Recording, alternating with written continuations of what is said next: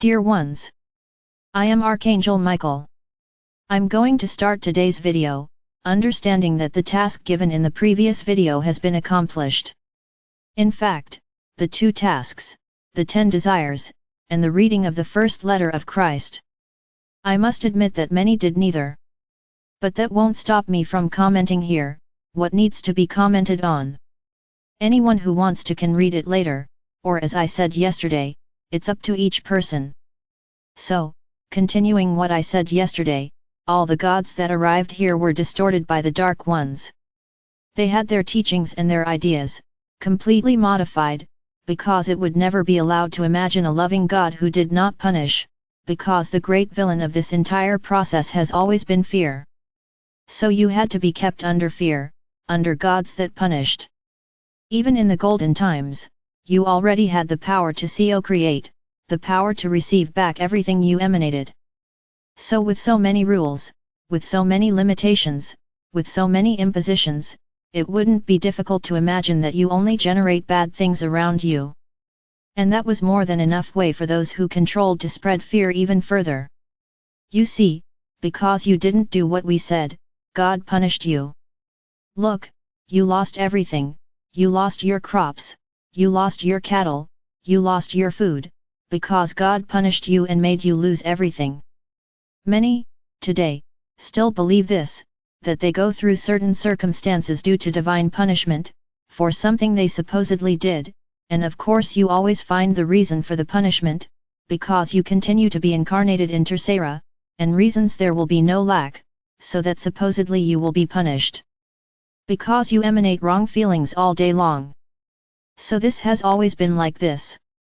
Each accident, the more serious that Gaia caused, was the wrath of the gods, it was the wrath of the divine, so that you remained more and more afraid, more and more submissive to the rules, of those who dictated the orders. And in the meantime, religions began to appear. A religious leader emerged within each culture, who was supposedly the representative of the one who united them, who punished them. And yes, be sure that that representative always believed that he was the supreme representative of what the gods said. And everyone in the communities, everyone in the villages, in the cities, bowed to him before doing anything, because he said what the desires of God would be, of that vengeful God, of that punitive God. Then he determined how many sacrifices should be made, in the name of the peace of the community, how many animals should be slaughtered, how many virgin girls should be slaughtered, in the name of appeasing the wrath of the gods. My brothers, I can even tell you that in many places on your planet right now, this still exists.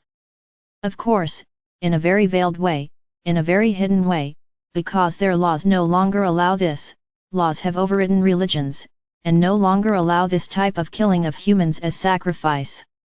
Barbarities still exist in this world, at this moment, today, now, all in favor of teachings that have been passed down over time, to precisely keep you out of the line of love and evolution, and keep you trapped in a series of cause and effect, because everything you cause, the effect returns.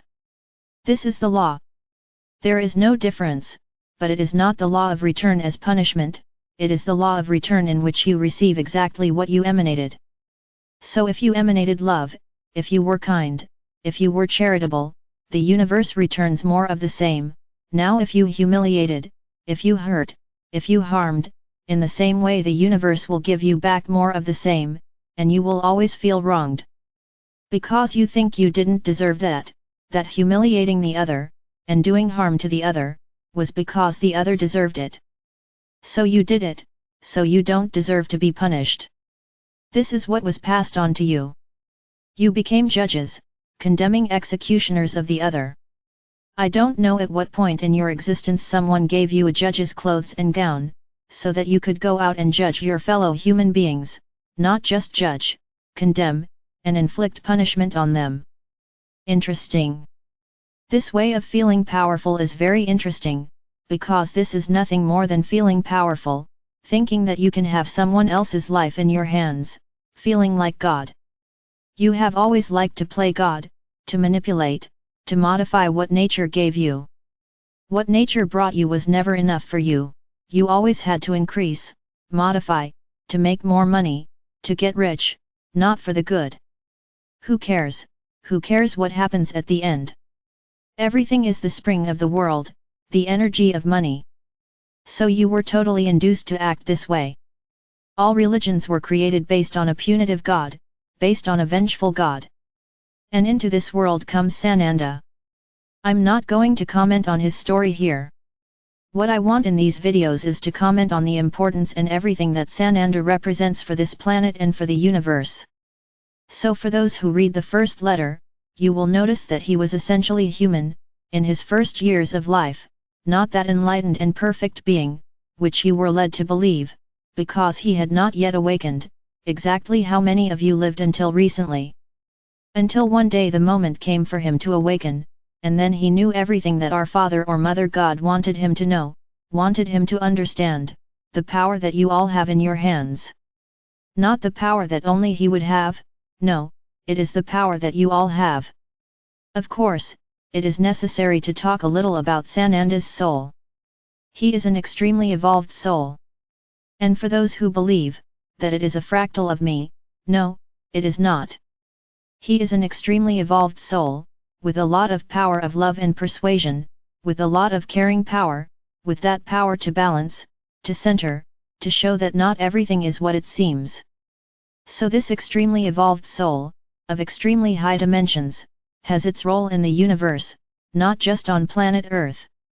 But what was happening here on this planet, was total alienation of everyone who lived here, from the divine, because you were not in touch with the loving divine, with our loving Father or Mother God, and ready to show you your powers. No, you linked yourself to other gods, not this one. You simply thought that this God was sitting on a cloud, with a hammer and a table, judging each one of you, defining where you were going, whether you were going to hell or heaven. A concept that is deeply rooted in your minds to this day, and that many believe actually happens, exists. So something needed to be done for the people of this planet. The time for change had come, the time had come for the people to awaken. Then Sananda's soul, with a lot of love, with a lot of determination, began to prepare itself, to take on this human outfit. As I already explained to you, it is not easy for a soul of such evolution to incarnate in this body here in Tercera. But he prepared himself over time. Everything was being organized so that his birth could happen. It was a huge milestone in its era. For the countries that worship him, here the beginning of a new time, here the zero mark at his birth, in which you place the time, as before and after Christ, such was the importance he had on this planet. Of course, not all religions accepted him as a son of our Father or Mother God, many continued his journey, but a large part of your planet accepted his words, accepted what he went through, the teachings he used. And this has reverberated to this day. We are here talking about him, 20 years later. So what I want to comment here is exactly what he comments in the letter, that a lot of what he said, people didn't understand, because they were so used to that experience of punitive and vengeful gods, which was very complicated for them to understand, that God is love, pure love, nothing more than that. That everything that happens is the result of your own thoughts, the result of what you emanate.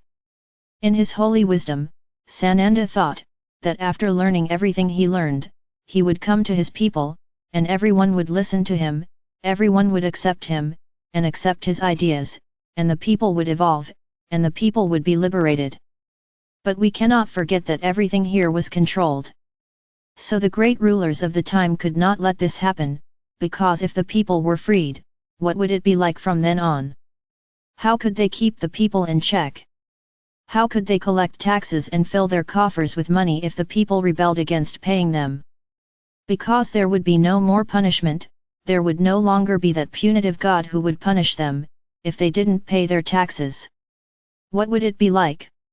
And Sananda began to realize that change would not be easy, and he knew that many millennia would still come, until his word was understood, was truly absorbed. So notice everything he said.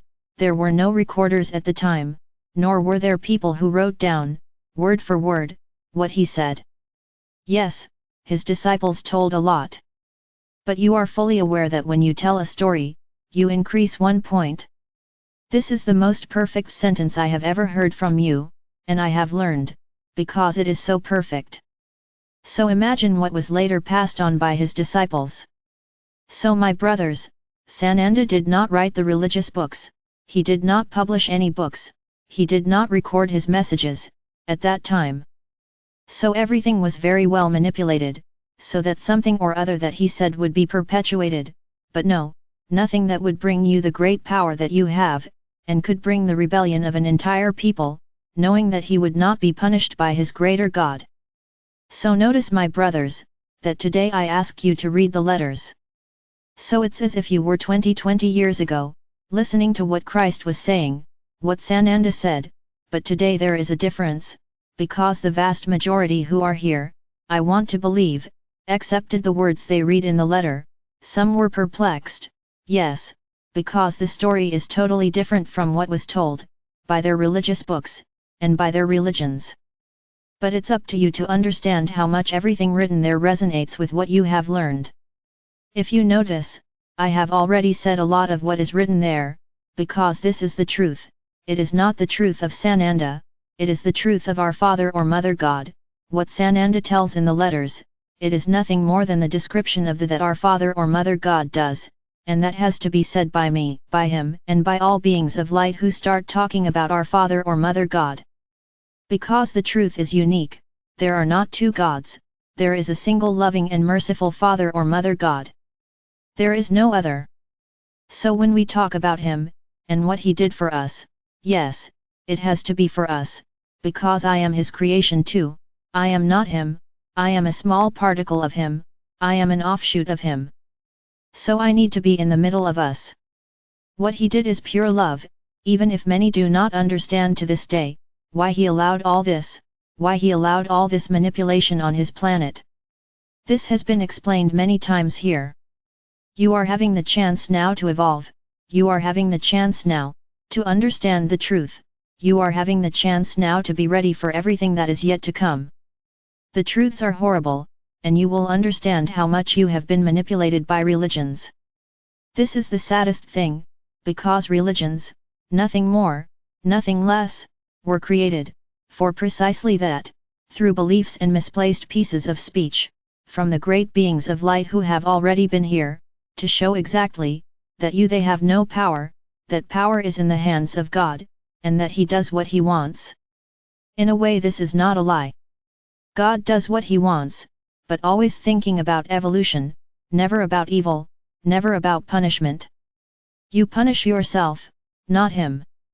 You provoke the problem, and receive the return, nothing more than that. So my brothers, 20 years ago Sananda wanted you to awaken, and his words were not understood. Some even forced themselves to understand, but for them it was too complicated. But the important thing is that that spark of love, from this being of light, was planted in everyone's hearts, all who follow his words, because there are other religions, which do not consider Sananda, consider other beings of light. But most of your planet is Christian.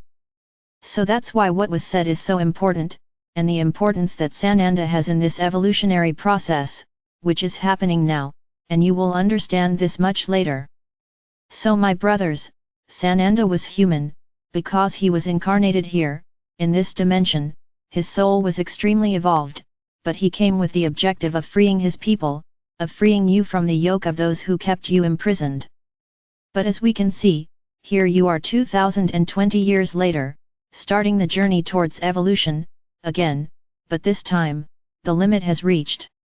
So this time, there will be no more chance for you to remain trapped unless you choose.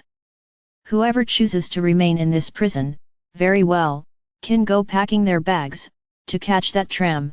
That's all I have to say to you, and continue in this prison, imagining a punitive God, who punishes you, who punishes you, who judges you all the time. So this is what you will have, if you continue along this path, believing faithfully and piously, in what your religious books say, in what your so-called representatives of God say. It's your choice, who you want to believe in. The elevation that Sananda had, the moment he went to the desert, is what you are having now, only you are still very slow, in the knowledge of everything you have to understand. But exactly because he was an evolved soul, extremely evolved, he was able to go through that entire knowledge process in one go. You are moving towards this, towards knowing the truth of your souls, the truth of the power that you have, that you all have. You just need to believe in them, and you know, that when you believe, you succeed. So the choice is yours. Who will you believe, those who say you have no power, or those who say, you are powerful, you are capable of doing whatever you want, always being aware that everything you do it, there's an opposite reaction. Just that. This is the great teaching. So it's your decision, what you want for your life at this moment. I told you that this year would be different, that I would be preparing you for evolution, effectively speaking. And then I ask a question, are you ready? Are you ready for the truths? Are you ready to discover your powers? Are you ready to accept that you have been deceived all this time? But accept it without revolt, accept that everything was a growth, that everything was not an evolutionary passage, to bring you here, to this moment. So stop and think about what you want now, today, at this very moment. Do you want to evolve, but open yourself up to everything that will really come, or are you afraid of what you will know? Make your choices, make your decisions. And don't forget, for tomorrow a new task, read the second letter of Christ. I'm sure that at the end of reading these letters, you will no longer be the same, firstly because of the truths you will understand, second, for the energy you are receiving when reading each letter, and thirdly for the preparation that is being done in each of you, which is resonating with these letters. I am Archangel Michael.